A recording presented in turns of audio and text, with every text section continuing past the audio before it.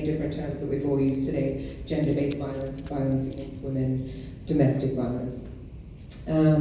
I also, particularly in this room of such culturally diverse, intelligent, powerful women, I want to acknowledge my privilege. Just take a minute to do that. My home country, Australia, is a country that is free from conflict, and although I come from an immigrant background and am the last remaining generation of my matriarchs who survived the death camps in Auschwitz, only women in my family survived, which is interesting. I just want to acknowledge that not everyone has had the opportunities that I've been afforded in a country like Australia, and I'm very lucky. Lastly, I want to acknowledge any victim survivors in the audience here today. I am a victim survivor myself. You are not alone. You are not seen. You are seen. You are heard.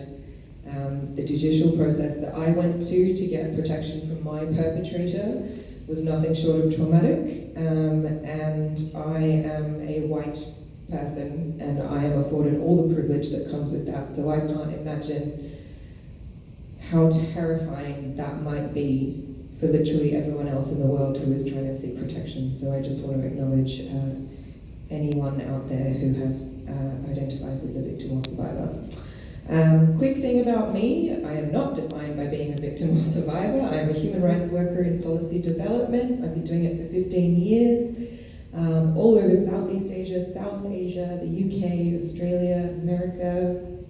Currently, I'm seconded to the United Nations at the headquarters in Bangkok, working on mainstreaming for an environmental protocol.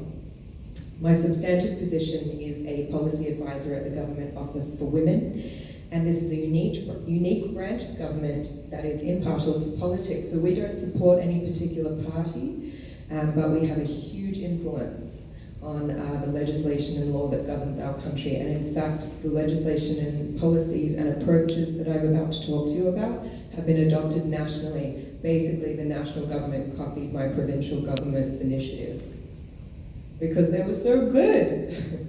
So in Australia, I guess when you think of my country, it's the land of sun, surf, smiles, it's safe, and it is all of those things.